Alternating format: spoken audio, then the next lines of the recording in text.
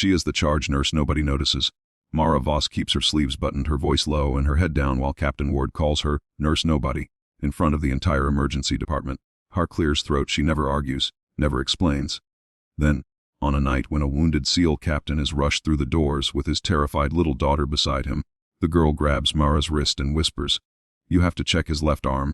Mara looks down, and beneath the captain's torn sleeve, a familiar black tattoo suddenly shows.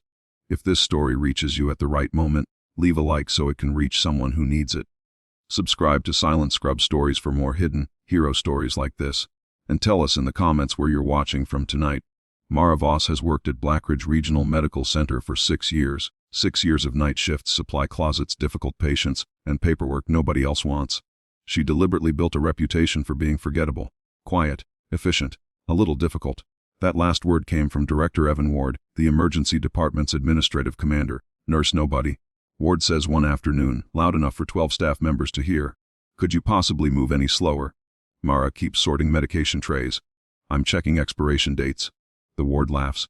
"Of course you are, while everyone else works." A few nurses glance at each other. One looks down at her phone. Nobody says anything. Ward steps closer. "Maybe one day you'll understand that hospitals need people who can lead."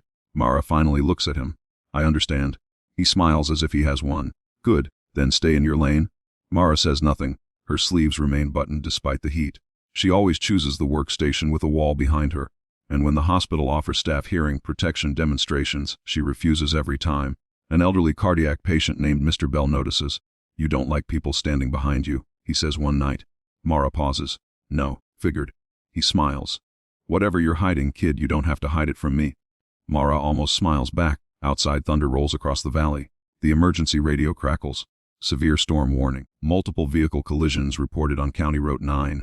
Then every phone in the department screams at once. The first ambulance arrives sideways through sheets of rain. Then another. Then 3 more. A military transport vehicle follows. The doors burst open. Multiple casualties?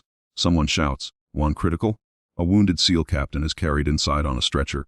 His uniform is soaked with blood and rainwater. His left arm is wrapped in a field dressing. His pulse is weak. Beside him is a little girl, maybe 7 years old. Her hair is wet. Her face is pale. Ward immediately takes control. Trauma Bay 1. Clear the room. Nobody touches the patient until I authorize it. A nurse starts to protest. "Sir, his pressure is..." "I said I authorize it." Mara watches the monitor. Blood pressure dropping, heart rate climbing. The captain suddenly gasps. Possible internal bleed.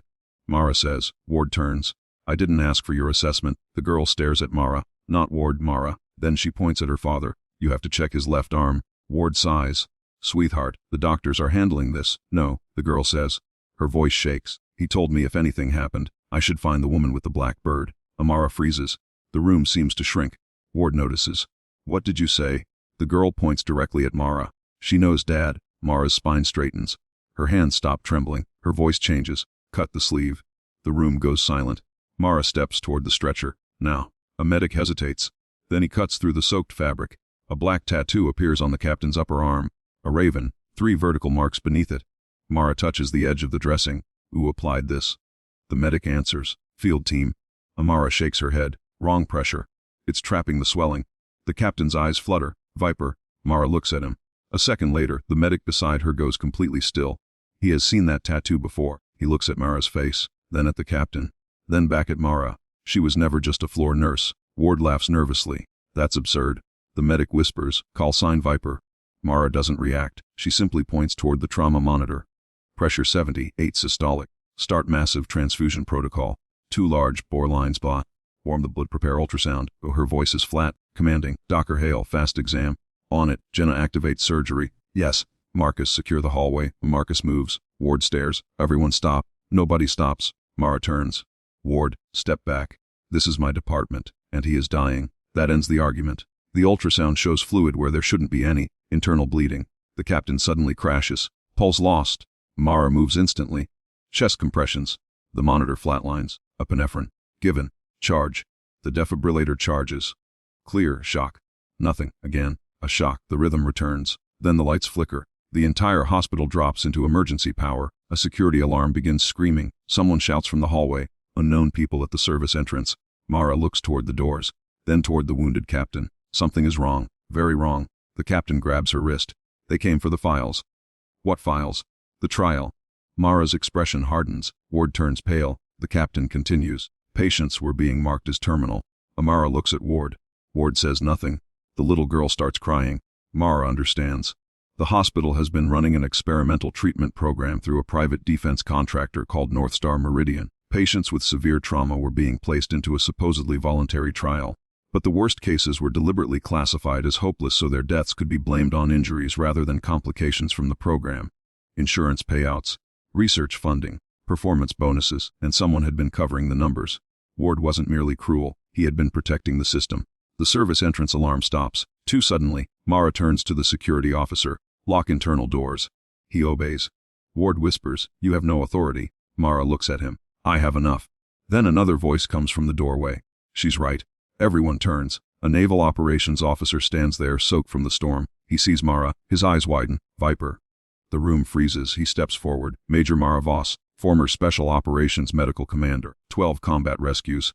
3 classified commendations. Saved my unit after the Red Valley crash. He looks around the room. She was medically discharged after taking shrapnel protecting 6 trapped operators. The little girl whispers, "That's the woman Dad told me about."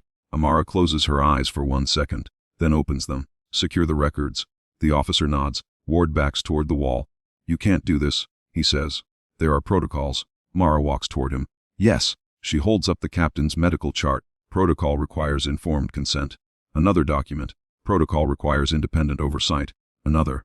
"And liability law requires accurate reporting." She places the files on the desk. "You broke all 3. Ward's face collapses. The hospital board gathers in the administrative corridor 2 hours later. Ward tries one final defense. "I was protecting the institution." A federal medical inspector places a sealed report on the table. "No, you were protecting revenue." Silence. The report contains payment records, altered charts, and emails authorizing the suppression of adverse events. Ward looks at Mara. For the first time, there is no arrogance. Only the realization that everyone in the room now knows. "You knew," he whispers. Mara answers quietly, "I suspected." The inspector closes the folder. "Your license is suspended pending investigation." Ward sits down. He doesn't argue again. 3 months later, Blackridge Regional launches the Voss Patient Integrity Program, requiring independent review of high-risk trials, protected reporting for nurses, and automatic audits whenever patient outcomes are altered. Mr. Bell sits in a wheelchair near the nurses' station. Mara passes him with her sleeves rolled up. He looks at her exposed forearm. "Finally," he says. Mara smiles. "You noticed." "I always noticed." Across the hall, a junior nurse who once laughed at Ward's jokes approaches.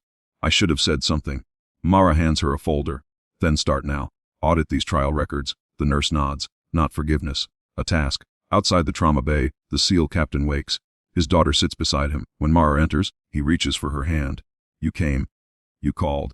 I didn't know if you'd answer." Mara looks at his daughter. She did. The little girl smiles. Weeks later, Mara walks into the same emergency department where everyone once called her Nurse Nobody. Her sleeves are still rolled up. The black raven tattoo is visible now. Nobody laughs. Nobody looks away. And near the nurse's station, Mr. Bell watches her disappear through the trauma doors. The woman everyone thought was hiding weakness had only been hiding history. Never mistake quiet for powerless. Sometimes the person saying the least is the one who has already survived the most. If this story hit you, leave a like and subscribe to Silent Scrub Stories, and tell us the exact moment it hit you hardest. The tattoo, the little girl's warning, or the final reveal. We read every single one.